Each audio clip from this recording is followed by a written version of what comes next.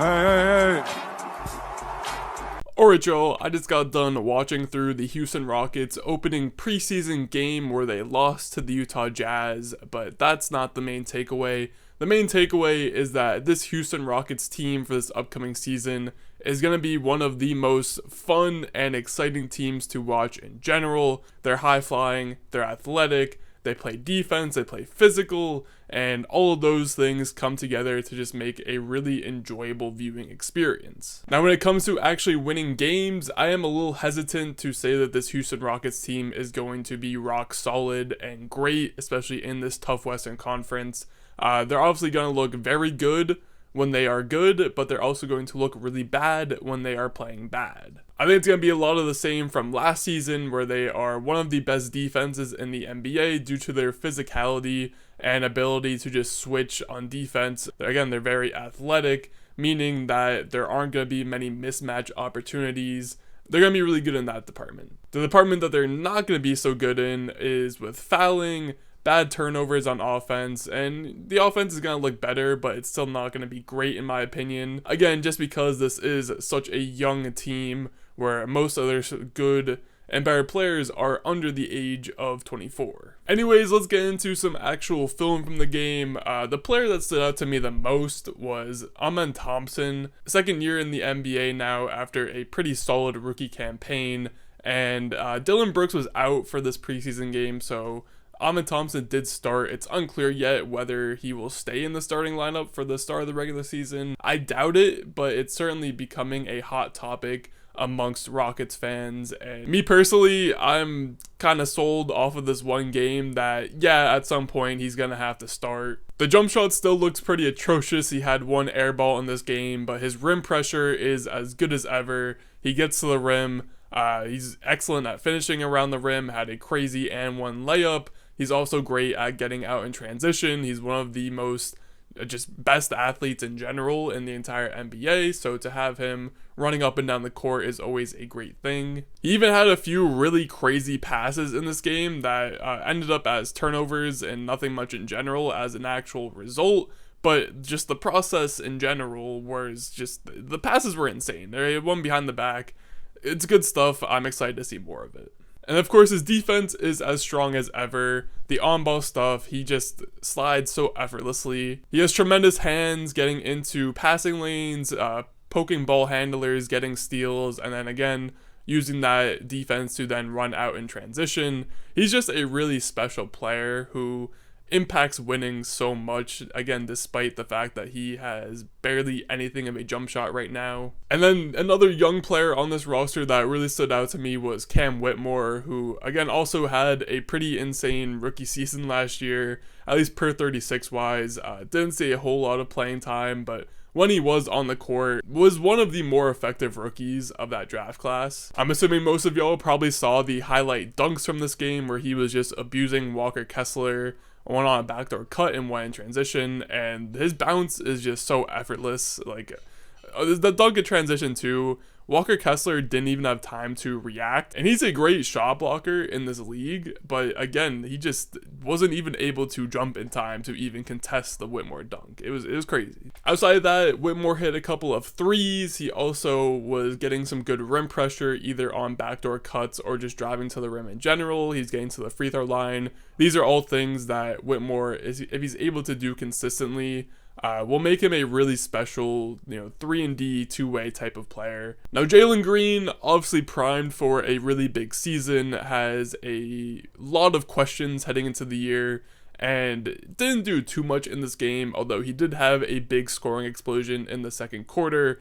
which I think perfectly encapsulates what Jalen Green is going to be this year. He ended up scoring 14 of his 21 points in about a 5-minute stretch from the 5-minute mark in the second quarter to the end of the half. And he was doing typical Jalen Green things. He was getting to the rim, he was letting the threes fly, but what most impressed me is that he seemed a lot better in an effort to pick his spots and not just chuck shots, even though in the third quarter, after he had his hot streak, he did take a few heat check kind of shots, which whatever. But overall, the Rockets are going to have to lean on him to be an offensive leader.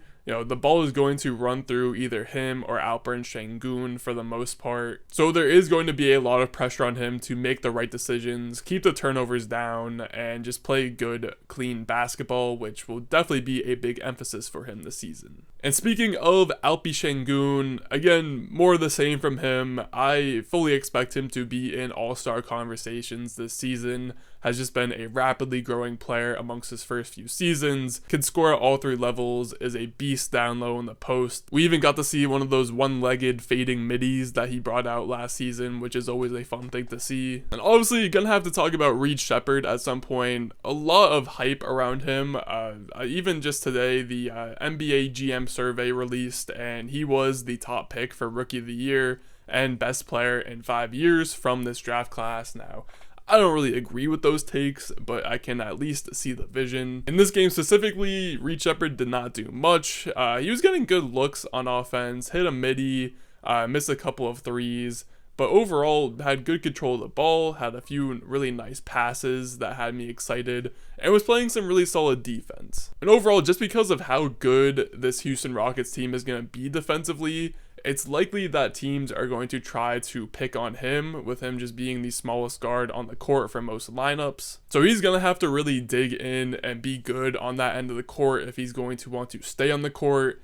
And he showed some good things in this game. Being annoying to ball handlers, getting handsy on drives, trying to poke the ball away, those are all really good things that he hopefully can continue to do to, again, stay on the court. Also wanted to give a quick shout out to Jabari Smith. With all these good young players on this Rockets team, I do feel like Jabari Smith is sometimes the odd man out, but even he continues to show just really good ball skills. Had a couple of plays where he was switching on to opposing teams' guards when defending the perimeter, and he was doing a pretty solid job staying in front and contesting shots, had some nice post defense, and on the offensive side of things, just continues to be a good spot-up shooter. Even had one play where he drove and dumped it off to one of the bigs for a nice layup. So I continue to be really impressed with Jabari Smith as a player.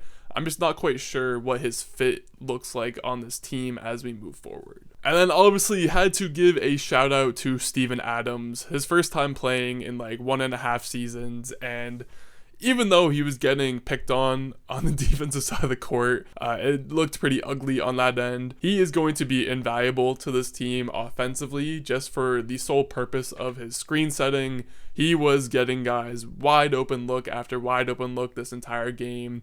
Just a humongous frame and big body that just leaves defenders in the past. And then one last shout out to Jae'Sean Tate, one of those guys that has kind of become buried in this depth chart just with how many young and talented players there are on this Rockets team, but he continues to be just a really solid role player, playing great defense, had a couple of really nice blocks in defensive plays in general in this one. Hoping that he can get some more minutes, but again, Tari Eason's gonna have to get minutes, Cam Whitmore is gonna have to get minutes, and Thompson's gonna have to get minutes. There's just a huge log jam at that guard wing-ish position right now. And that's where I'm going to cut it off for now. Again, there are like 6 other guys on this team that I could go in depth on, but these were the main standouts to me from this first preseason game.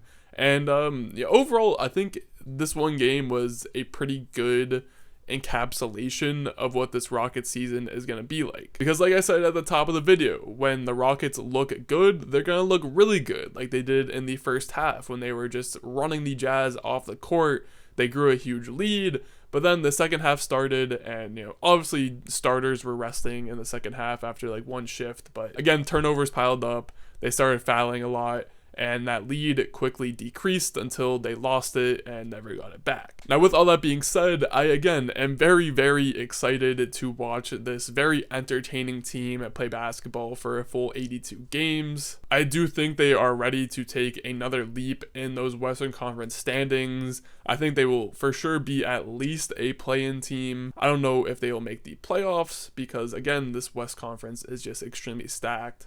But if they do, they are going to be a really, really tough out for one of the elite teams in this conference. Anyways, that's all I got for this one. As always, if you enjoyed, make sure to like, comment, subscribe, all of those good things, and I'll catch y'all in the next one.